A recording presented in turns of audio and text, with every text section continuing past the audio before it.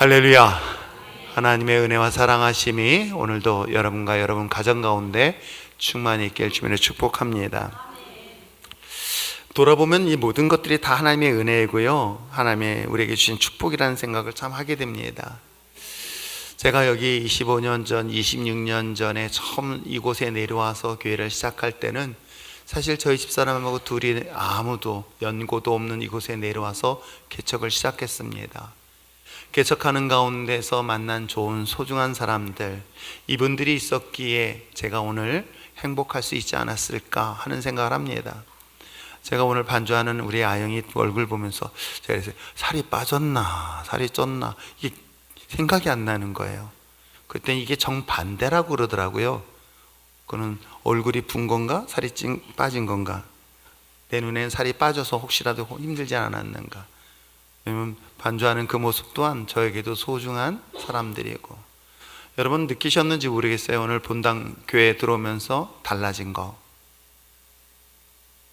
뭐가? 이 무심한 사람들.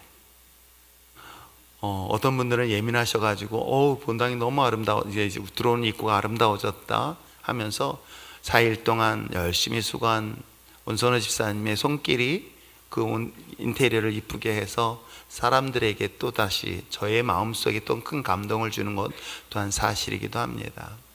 그렇듯 내게 있는 이 소중한 이 모든 것들이 하나하나 알고 보면 다 소중한 존재인 줄 믿습니다. 그 소중한 것들이 하나씩 하나씩 형편이 쌓였을 때에 인생을 돌아보니 그 또한 나의 소중한, 그야말로 소중한 재산이고요, 소중한 추억이며 나에게 그 어떤 것도 바꿀 수 없는 소중한 존재라는 것 우리는 분명히 고백하게 될 줄 믿습니다. 제가 왜 이런 이야기를 하느냐, 죄송합니다. 저보다 연세가 무지하게 많으신 어르신, 사공장로들 비롯해서 죄송합니다. 그런데 이게 나이가 들수록 더욱 이 소중하게 느껴지는 것들이 있습니다. 더 소중하게 느껴지는 것들이 무엇일까? 제가 어린 시절도 분명히 지났을 것이고 젊은 청년의 시절도 지냈습니다. 우리 청년들도 있지만 또 어린 아이들도 있습니다. 저 아이들에게 행복한 게 뭘까 생각했더니 존재하는 것이 아니라 소유하는 것이 저들에게는 큰 행복의 중심이 된다는 것을 저도 경험했어요. 그렇지 않을까요? 내가 소유해야만이 행복하고 소유해야만이 만족하는 그런 어린 시절과 젊은 시절이 있었습니다. 그 시대는 때로는 돈이 되기도 하고요, 때로는 명예도 되기도 하고, 그 시대로는 권력도 되기도 하고요, 심지어는 여자친구도 소유할 때, 또 남자친구가 나의 소유가 됐을 때, 이런 등등등 내 주변에 있는 모든 것들이 소유의 관점으로 우리가 삶을 살았던 시절이 있습니다. 그런데 나이가 들고 보니 소유보다 더 소중한 게 있어요. 그게 뭔지 아십니까? 존재하는 거예요. 소유보다 너무 소중한 게 존재한다는 것. 그것을 제가 한 시인이 그런 이야기를 하면서 굉장히 큰 감동을 받았어요. 저 역시도 마찬가지였을 거예요. 젊었을 때는 산을 올라가다가 이쁜 꽃이 보이면 그것을 꺾어서 자신의 책상 위에 올려놓고 그것을 만족해 한다고 합니다.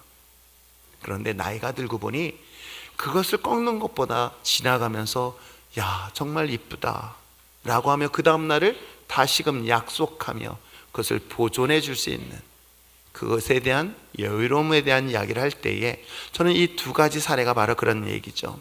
내 눈에 보기 좋으니까 그것을 꺾어서 내가 내 책상에 놓는 것, 이건 소유의 개념이겠죠. 그런데 길거리에 이름 모른 그 들풀, 그건 내가 소유 아닌 누군가가 함께 공유할 수 있는, 그렇기 때문에 그 자체가 존재하는 것만으로도 소중하다는 것. 그것을 왜 우리가 이 나이가 점점 들수록 뒤늦게서야 깨달을까? 여러분 어떻습니까? 우리에게 주어진 시간, 우리에게 주어진 건강과 행복, 기쁨, 사랑, 이 모든 것들은 소유할 수 없다는 것을 우리는 분명히 경험하지 않을까요? 그래서 이런 이야기가 있습니다. 아내에게 명품 시계를 사줄 수는 있습니다. 그러나 그 아내에게 행복은 사줄 수 없는 것이겠죠. 바로 이것이 소유와 존재의 개념으로 출발하기 때문에 그렇습니다. 여러분, 남편에게는 남편이 좋아하는 게 뭘까? 시계입니다. 제가 옛날에 그 좋은 시계를 사줄 수 있어요. 그런데 그 남편에게는 사랑은 사줄 수 없습니다. 여러분 자녀는 어때요? 우리 아이들 있지만 최신형의 핸드폰은 사줄 수 있어요. 그치? 그런데 저 아이들에게는 꿈을 사줄 수 없습니다. 저는 이런 것들을 보면서 내가 돈 주고 무엇인가를 살 수 있고 소유할 수 있는 것, 그러나 그것보다 더 소중한 것들은 존재한다는 것이겠죠. 내 아들이, 내 딸이, 내 자녀가 존재하는 것만으로도 그것이 얼마나 소중한 축복인지, 왜 이것을 뒤늦게서야 깨닫게 되는지 모릅니다.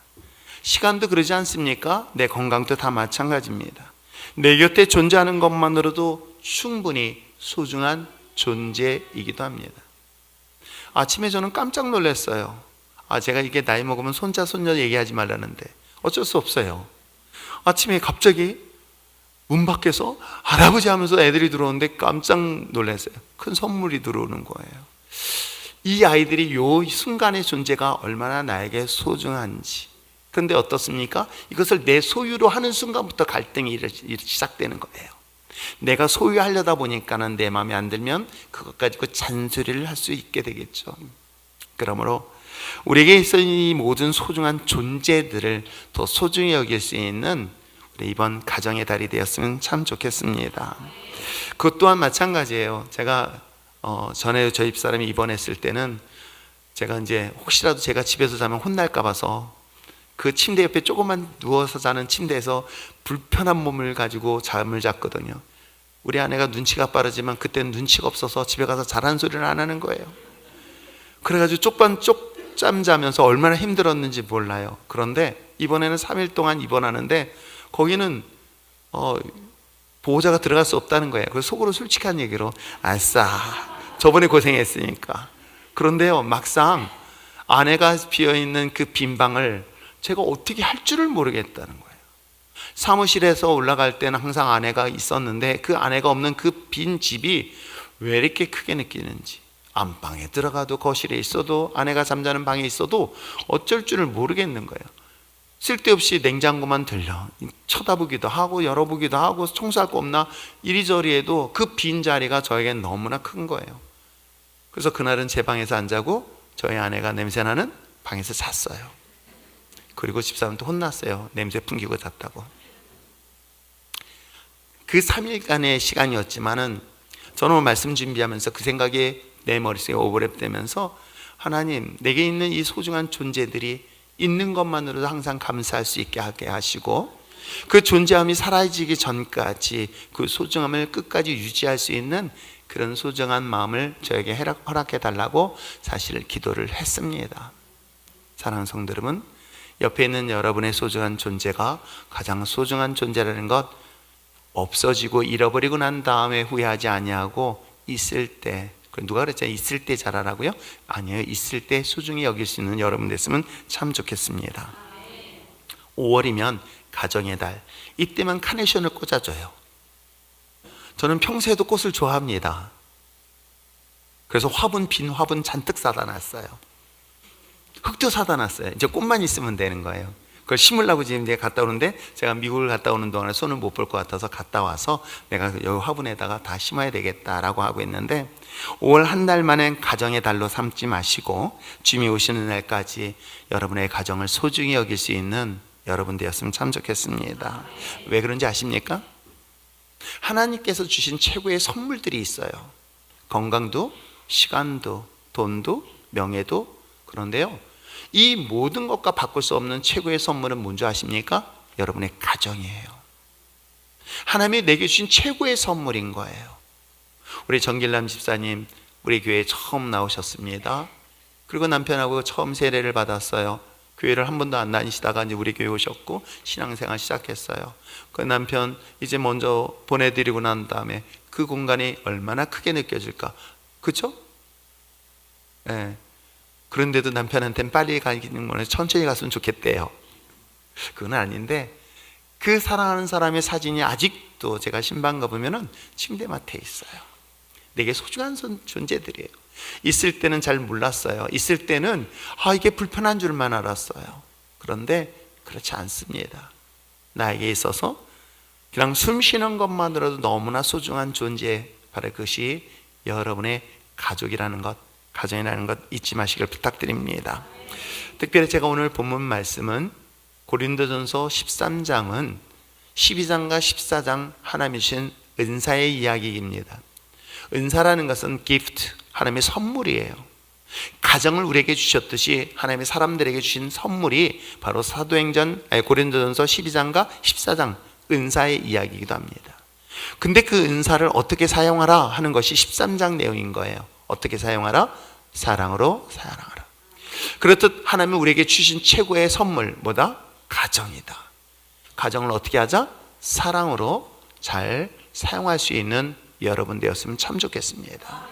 무엇보다도 그 사랑은 여러분이 가장 소중하게 여길 수 있는 그런 곳. 여러분 대부분의 결혼하는 사람들 이제 신혼 얼마 안 돼서 아까 들어올 때도 아직까지 깨 향기가 사라졌는지 안 사라졌는지 냄새 나니? 아직까지 난대요. 근데 남편은 아직 모르겠대요. 그런데 여러분 그 가정이 대부분의 결혼할 때 사랑하기 때문에 결혼을 해요. 사랑하기 때문에 결혼하는데 싸우고 갈등할 때는 사랑 대신 때문에 아니라 다른 것 때문에 싸워요. 서로 다르다는 것 때문에. 사랑이라는 것은 우리가 같이 지켜낼 때에 그건 가치가 있는 거예요. 사랑은 우리가 유지하고 그것을 가지고 지켜내는 것 그만큼 중요하다는 것이겠죠. 고린도전서 12장과 14장에서 이야기하고 있는 하나님의 선물을 주셨어요. 은사를 주셨어요. 근데 그걸 어떻게 사용하라는 거예요? 무엇으로? 사랑으로. 우리의 가정도 마찬가지인 거예요. 그래서 이 사랑은 우리가 얼마나 잘 관리하느냐에 따라서 그것에 대한 빛을 더 발할 수 있다 없다? 있다. 하나님이 주신 선물을 더 귀하게 사용할 수도 있지만 쓰레기처럼 버릴 수도 있다. 그 이유는 뭐 때문이다? 사랑으로 사용하지 아니한다면 그것은 쓰레기처럼 취급될 수 있다는 것이겠죠. 그렇다면 오늘 1절과 2절과 3절의 말씀을 통해서 우리에게 주신 최고의 선물인 이 가정, 이것을 어떤 방법으로 이 가정을 사랑의 공동체, 가장 행복한 가정의 공동체로 만들 것인가, 이 세 가지 말씀을 통해서 살펴보려고 합니다. 첫 번째는 오늘 1절에 이야기하고 있는데 우리가 사용해야 될 중요한 것들이 하나 있어요. 뭐냐면 언어예요. 그래서 어떤 언어를 사용하자? 따라 하시길 바랍니다. 사랑의 언어로 사용하자. 그럼요, 이거는 마음껏 하세요. 근데 이게 쑥스러워서 못한다고 합니다. 하세요. 하십시오. 이것도 훈련인 것 같아요. 자꾸만 사용하는 것, 이 습관적으로 하는 것 괜찮습니다. 그런데요, 여러분, 언어라는 것은 내 현재의 삶뿐만 아니라 미래의 삶에도 영향을 끼치게 되어 있어요. 내 말이 어떻게 하느냐에 따라서 내 인생은 달라지게 되어 있습니다. 내 입에서 긍정의 말이 나오면 내 인생에 긍정의 삶의 열매를 맺게 되어지고, 내 입의 말이 부정의 말이 나오면 인생은 부정하게 되어져 있어요. 내 입에 나오는 말에 따라서 내 인생이 결정되어지고 있다고 한다면, 이왕이면은 이 사용되어진 언어를 어떤 언어로 사용하라? 사랑이라는 단어의 언어로 사용할 수 있는 여러분 되시길 바랍니다. 부부의 갈등 속에서 가장 큰 비중이 뭐 때문인가 생각해 봤더니요, 여러분, 성격 다르고 뭐가 다르다? 여러분, 그걸 표현하는 게 뭔지 아세요? 언어예요. 그래서 사람들이 대부분의 부부들의 갈등에 가장 중요한 것은 그 말 때문에 더 싸워요. 감정, 이것을 표현하는데 말로 표현합니다. 근데 상대방은 그 말 때문에 더 큰 상처, 갈등, 다툼이 일어나는 일들이 의외로 상당히 많이 있어요.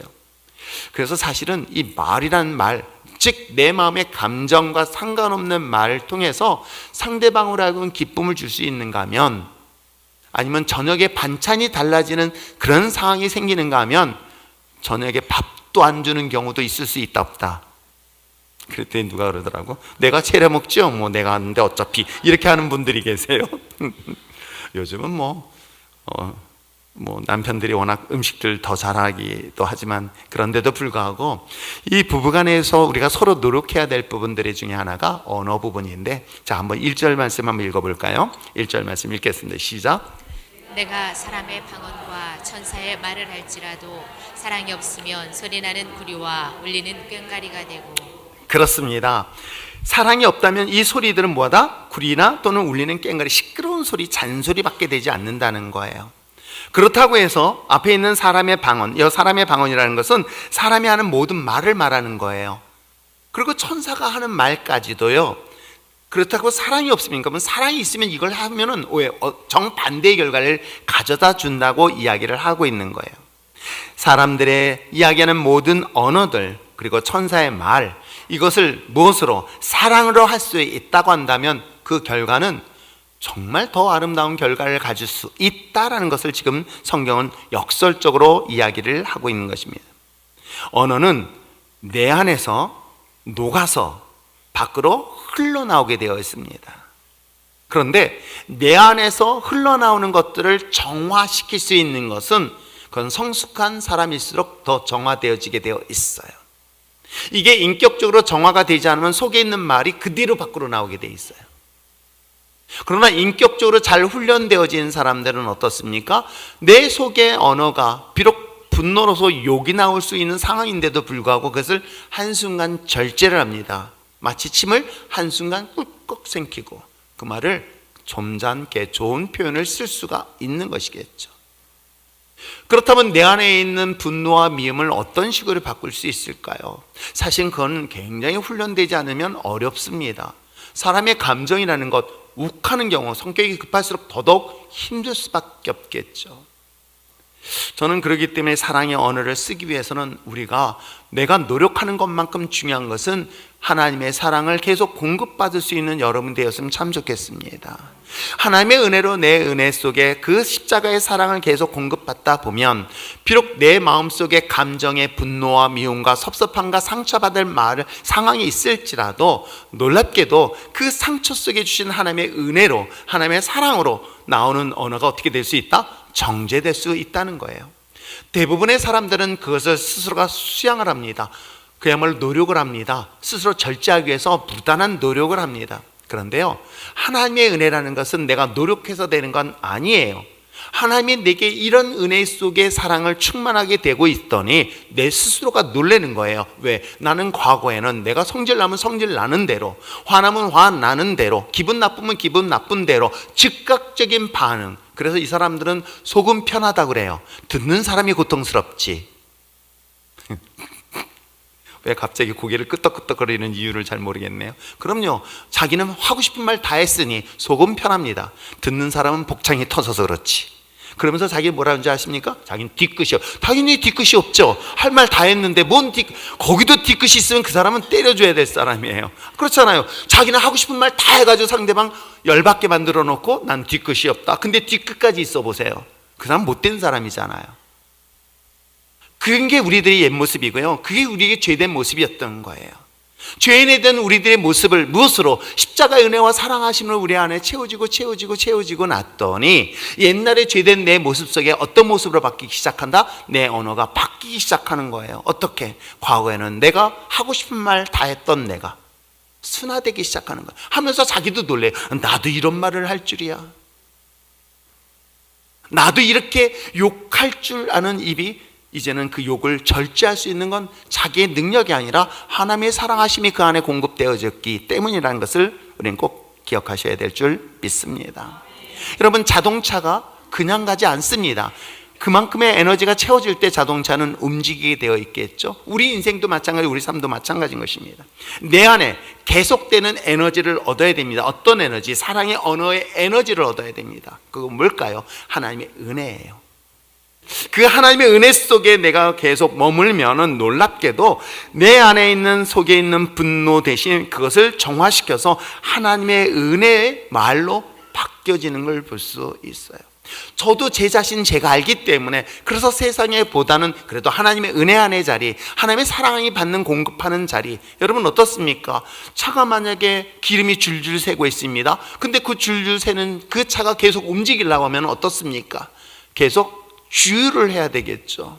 물론 구멍난 데를 막으면 될 수 있겠지만 그럴 수 없는 상황에 우리의 연약한 모습이라면 어떡합니까? 계속 공급하면 갈 수 있지 않습니까?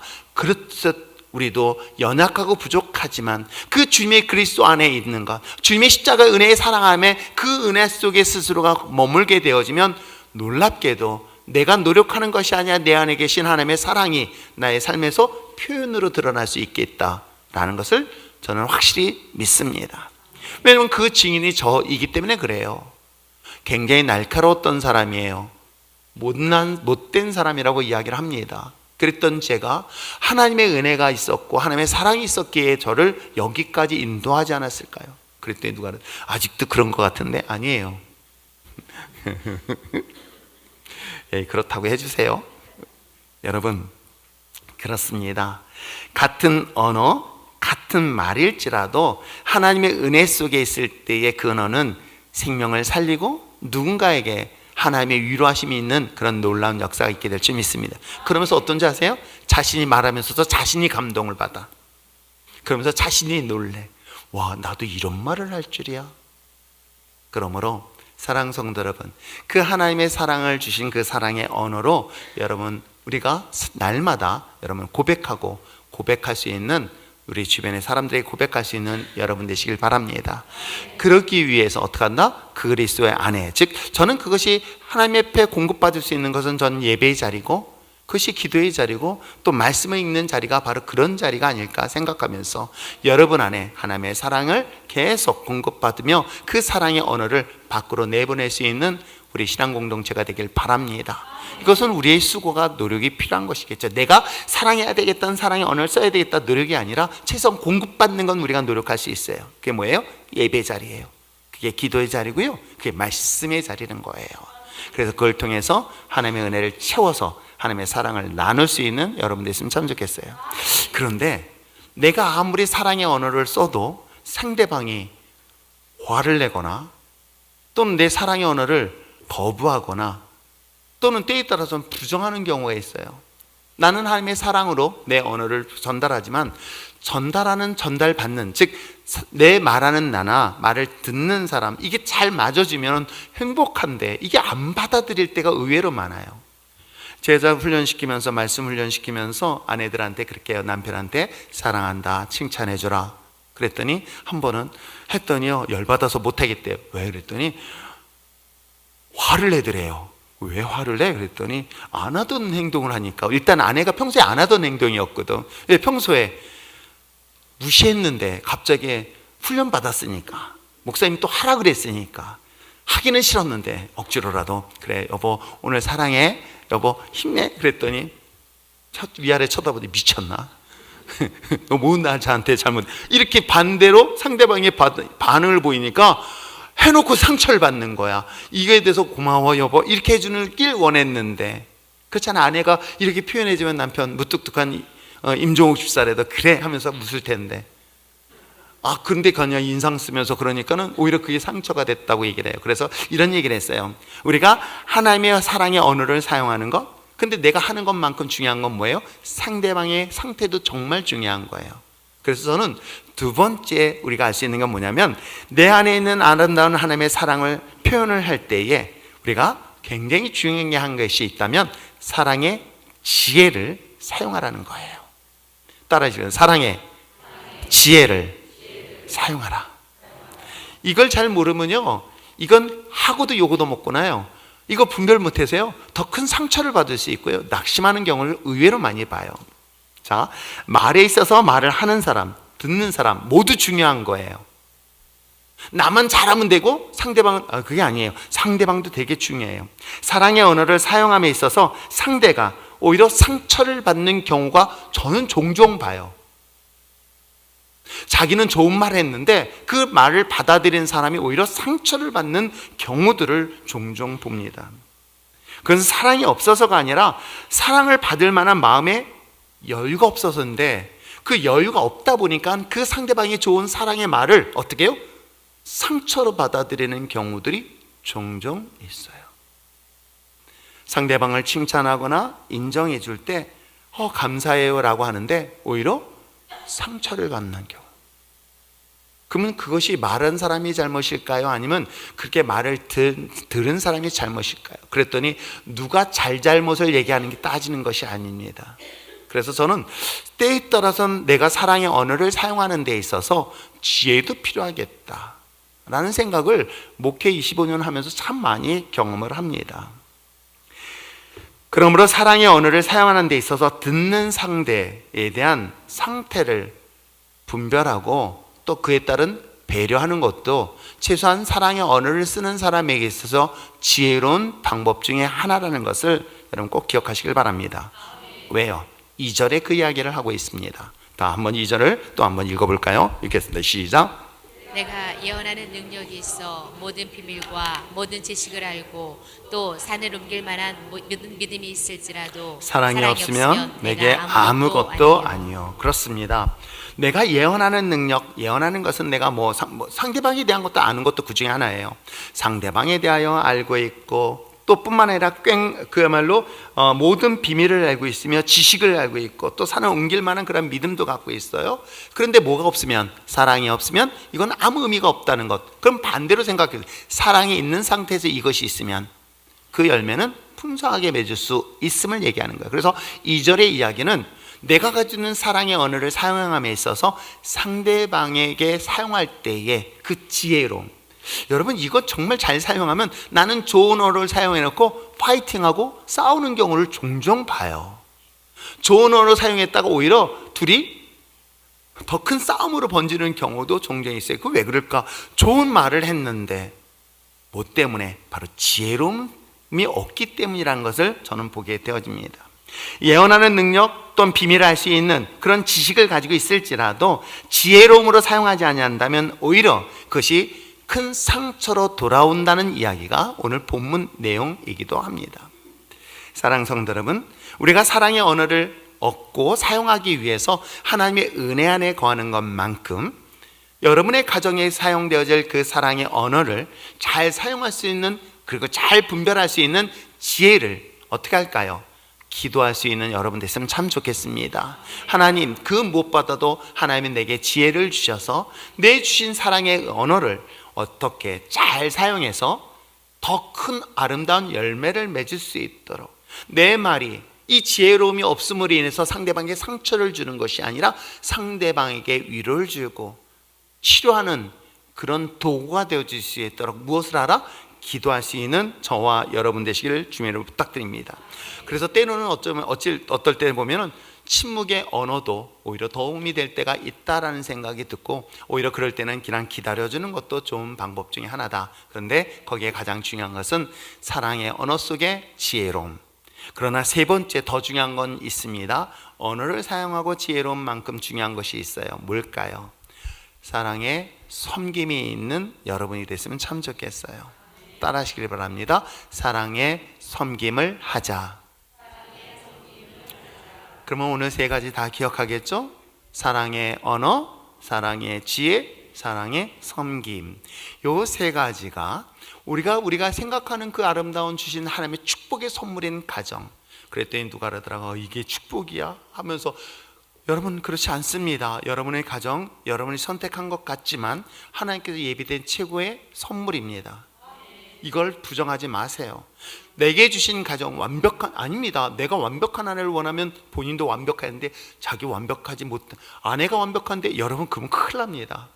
그래서 내가 부족한 만큼 아내도 부족함, 그리고 아내의 부족함이 나에게는 또 다른 채워줌을 줄 수 있다. 그래서 여러분 머릿속에 생각하시기를 내게 주신 이 모든 것을 하나님이 완벽하게 주신 최고의 선물이다. 내 가정 또한 최고의 선물이다. 제가 이렇게 보면서요, 진짜 부부가 성격이 안 맞아요. 자, 안 맞는 분들 손 들지 마요. 고진 집사가 갑자기 왜 요 손을 여기까지 올렸니? 제발 손 여기 올리지 마요. 이럴 때는 손은 들지 말아요. 정말 안 맞는다. 내리세요. 근데 안 맞는 게 정상이에요. 안 맞는 게 가장 이상적인 부부다. 인정을 안 하네. 아니에요. 정말 제가 볼 때는 하나님께서 최고의 선물이에요. 서로 다른 사람을 만나게 해서 최고의 하모니를 이룬다. 이게 하나님의, 여러분 생각해 보세요. 빨간색하고 파란 색깔 서로 다른 색깔이에요. 근데 이걸 따로따로 이걸 봤을 때는 서로 마치 물과 기름처럼 분리될 것 같죠. 근데 이게 딱 합쳐지면 어떻게 해요? 무지개 색깔 중에서 정말 아름다운 무지개 색깔로 만들어진 걸 볼 수 있어요. 마찬가지라는 거예요. 서로 다르지만 가장 나에게 주신 최고의 걸작품인 선물이다. 그 선물을 우리가 얼마나 아름답게 만들어 가느냐라는 것은 결국 우리들의 몫인 거예요. 왜? 하나님께서 우리에게 최고의 선물을 주셨으면 그 선물을 관리할 수 있어야 되겠죠. 아까 우리 아이들 요즘 이제 미국 가면은 이제 핸드폰을 이제 그게 아마 아이들한테는 제일 힘든 걸 거예요. 이제 핸드폰 가지고 맨날 보면 틈만 나면 어제도 가지고 그냥 글쎄 또 뭐 하고 있을까요? 게임하고 앉아 있어요. 그래서 어디 갔냐? 너희들 게임 했냐 안 했니? 내가 분명히 하지 말라 그랬다. 그런데 애들한테는 이 핸드폰, 근데 여러분 최고의 사양의 핸드폰 준다고 생각해 보세요. 아무리 좋은 것을 준다 했을 때 그것을 가지고 잘못 사용하면 의미가 없잖아요. 하나님이 내게 주신 최고의 선물, 은사라고 얘기할 수 있는 이 가정, 이것을 어떻게 사용하느냐에 따라서, 어떻게 관리하느냐에 따라서 그것은 최고의 선물이 되는가 하면 최악의 선물이 될 수 있겠죠. 그건 누구 몫이에요? 그것은 주신 분이 아닌 우리들의 몫은 아닐까요? 그래서 이 아름다운 행복한 가정을 위해서 행복의 언어와 행복한 그런 지혜, 사랑의 언어와 사랑의 지혜, 이것은 곧 행복의 결과를 가져다 줄 수 있는 중요한 요소라는 것. 근데 그것만큼 중요한 게 뭐다? 섬기는 거예요. 누가 일방적으로 한쪽에 섬기는 것이 아니라 같이 섬기는 것. 제가 우리 집사람이 태어나고 설거지 안 했다가 전 잠깐 잊어버렸어요. 그래서 갖다 주고 했는데 그 설거지 안 했다고요? 저 얼마나 혼났는지 몰라요. 우리 며느리 왔으니 또 며느리 아버지 그러면 안 돼 또 이렇게 또 시어머니 편들지만 우리 집에서는 나 편드는 사람이 한 명도 없어요. 근데 아무튼 내가 순간적으로 그래서 그 다음에 바로 제가 이제 닦았는데 여러분 그래요. 사랑의 언어와 사랑의 지혜로움만큼 섬기는 것은 우리에게 중요한 것이다. 사랑의 언어를 사용하고 지혜롭게 분별하였다 할지라도 그것이 행동으로 나타나지 않는다면 이 또한 시끄러운 꽹과리에 불과할 것이다. 이것이 우리에게 주신 최고의 선물인 이 가정을 행복하게 만들기 위한 우리의 수고와 우리의 노력일 줄 믿습니다. 그것이 3절에 나와 있어요. 자, 3절 한번 읽어보시길 바랍니다. 시작. 내가 내게 있는 모든 것으로 구제하고 또 내 몸을 불사르게 내줄지라도 사랑이 없으면 내게 아무 유익이 없느니라. 그렇죠? 그렇다면 내게 있는 모든 것으로 구제하고 나누는 거예요. 내 몸을 불사르게 모든 것들을 섬긴다 할지라도 넘기는데 사랑이 있으면 내게 큰 유익이 있다, 그 얘기를 해주고 있는 거예요. 자신의 소유로 구제하고 나눠주며 또한 자신의 몸을 불사르게 할 정도로 섬기는 그러한 것들 가운데 사랑으로 되어진다면 그 사랑은 그 풍성한 열매를 여러분의 가정을 통해서 완성되는 줄 믿습니다. 제가 미국을 가게 되면 샌프란시스코의 조카아이들한테 연락을 합니다. 그러면 조카아이는 삼촌 저희 집에서 꼭 자요. 그런데 거기에 잘 시간은 없어요. 그러면 뭐라고 하냐면 삼촌을 위해서 선물을 준비해서 처음에 저는 선물 준비한다길래 내심 기대했어요. 그래서 미국에서 그래서 삼촌한테 주는 선물이니 그래서 무지하게 기대했거든요. 근데 뭘 주는지 아세요? 에? 뭐요? 네, 그래요. 이만한 종이에다가 거기다 삼촌 사랑해요 하면서 영어로 잔뜩 쓴 걸 한 장 주면서 거기다 색깔로 막 칠해요. 그래가지고 아니 다 큰 20대 넘은 애 간호사거든요. 집도 괜찮은 놈이 집도 있어요. 할아버지 집을 또 물려받아가지고 그런데 결국 하는 게 이만한 종이에다가 그러면서 삼촌 사랑해 하면서 줄 때 이걸 감동을 받아야 되나 말아야 되나. 근데요 저는 최근에도요 어느 한 자매님이 옷보다 더 소중한 선물을 주셨어요. 뭔지 아세요? 작은 편지예요. 무슨 편지? 손편지. 제발 저한테 문자 보내지 마세요. 제가 제발 여러분 무슨 때 가지고 물론 상품 쿠폰 보낸 건 괜찮아. 네, 노골적으로 얘기해요. 쿠폰 보내는 건 괜찮은데 그 있잖아요 그 이모티콘이라 그러죠. 제발 보내지 마요. 화가 나요. 그 복사 떠가지고 그걸 왜 보내? 하지 마요. 그건 정말 하지 마. 차라리 조그만 종이 카드에다가 떨리는 마음으로 편지 쓰는 걸 전 정말 좋아하거든요. 여러분 어때요? 우리가 사랑으로 섬기는 것은 뭘 크게 해줘서 되는 게 아닌 것 같아요. 내가 상대방에게 선물하는 것은 우리 조카가 나한테 선물할 때 저는 처음에 이 한국적 정서로 이게 되게 큰 건 줄 알았더니만 그 아이는 정성을 다해 편지, 왜 그러냐면 걔네들은 편지 잘 안 쓰는 것 같더라고요. 진짜로 그러더라고요. 근데 자기는 나름대로는 이게 최고의 선물인 거예요. 최고예요. 어떤 삼촌을 생각하면서 편지를 쓰고 사랑해 하면서 거기다 하트도 그리고 색연필로 다 큰 20대가 넘은 애가 막 그걸 하고 하는 그거, 그 마음, 그것이 전달될 때에 이것처럼 큰 가치 있는 선물은 없구나. 그랬더니 이제 편지만 주면 안 돼요. 그렇습니다. 우리가 주어진 하나님의 소중한 선물 가정, 이 가정을 가장 행복하고 아름다운 가치 있는 가정을 만들기 위해서 하나님이 주신 그 소중한 가정을 더 누구보다도 가치 있게 만들기 위해선 내가 사용하는 언어인 사랑의 언어, 그리고 그 사용할 수 있을 때 그 지혜로움, 그러나 더 중요한 것은 내가 섬길 수 있는 것들. 상대방이 나에게 안 해줘도 상관은 없어요. 내가 주면서 오는 그 기쁨, 비록 작은 글씨일지라도 글 써가지고 그 편지의 내용 속에 상대방의 작은 이야기들이 내 마음속에 전달되올 때 오는 그 기쁨. 제가 오직했으면 우리 집사한테 맨날 매년마다 여보 나한테 편지 좀 써줘. 그러다 내가 죽을 때 편지 써가지고 나한테 줄라나? 여러분 어떻습니까? 여러분 큰 것이 아니라 내게는 작은 것을 마음을 담아서 섬기고 나누고 실천하는 것, 이것이 바로 오늘 성경에서 이야기하고 있는 사랑의 섬김의 삶의 모습을 성경은 우리에게 이야기를 하고 있는 것입니다. 내게 있는 아빠, 엄마, 그리고 자녀들 너무나 사실 소중한 존재인 것 같아요. 너무나 소중한 존재들. 물론 어렸을 때는 그 엄마 아빠의 존재를 잘 모를 수도 있어요. 근데 조금 더 철이 들면은 그걸 좀 일찍 깨닫게 되겠죠. 나에게 소중한, 나에게 존재하는 분들. 근데 옛날에는 어땠습니까? 철없을 때는 이걸 소유하려고만 했어요. 아내도 소유하려고 했고 남편도 소유하려고 했고 자녀를 소유하기 위해서 얼마나 싸웠는지 몰라요. 그런데 사실은 소유가 우리에게 주는 행복이 아닌 존재하는 것만으로도 행복하다는 것을 왜 우리는 잃어버리고 난 다음에서 비로소야 그때 깨닫게 될까요? 내게 이번 5월 한 달을 다시 한번 깊이 돌아보면서 내게 있는 이 소중한 존재들, 그 존재들을 내가 얼마나 소중히 여길 것인가. 이 또한 하나님이 주신 소중한 선물들이에요. 비록 모나고 부족한다 할지라도 그 또한 내게 주신 최고의 선물입니다. 그 선물을 더 가치 있게 하기 위해서, 더 아름답게 하기 위해서 우리의 사용하는 언어가 사랑의 언어로, 그리고 우린 하나님이 주신 그 지혜로움을 통해서, 그리고 말이 아닌 삶으로 우리가 서로 사랑을 나눌 수 있는 그런 공동체가 되길 주님의 축복합니다.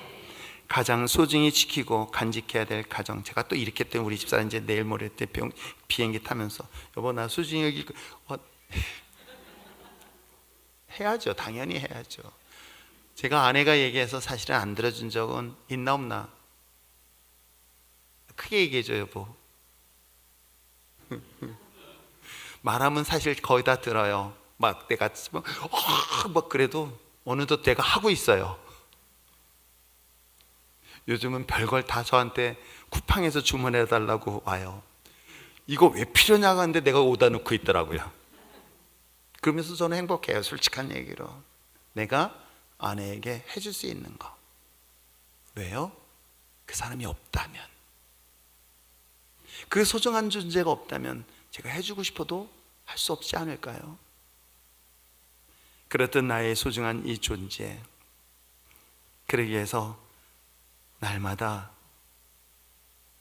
감사해요, 사랑해요, 그리고 미안해요 라는 사랑의 언어를 날마다 고백할 수 있는 여러분 됐으면 참 좋겠습니다. 그때 상대방에게 또 요구하네. 해봐. 아니야, 내가 하십시오. 미안하다고 얘기해봐. 그렇게 하지 마십시오. 여보, 내가 미안해, 내가 사랑해, 그리고 고마워. 그 지혜를 얻기 위해서 날마다 기도하는 여러분 됐으면 참 좋겠고요. 사랑의 섬김을 위해서 이제 여러분 손 떨리는 그런 마음으로 작은 편지를 꺼내어 편지를 써서 전달해 보시면 어떨까요? 작은 선물일지라도 그 마음의 사랑을 담아서 나눠보는 것은 어떨까요? 우리는 큰 것부터 실천하는 것이 아니라 작은 것부터 실천해내는 우리 율전의 신앙 공동체가 됐으면 참 좋겠습니다. 그리하여서 하나님의 사랑이 우리 교회 공동체 안에 차고 넘쳐서 그 사랑이 이 지역을, 이 나라를, 그리고 전 세계를 덮을 수 있는 그런 아름다운 공동체가 되기를 축복합니다. 기도할까요?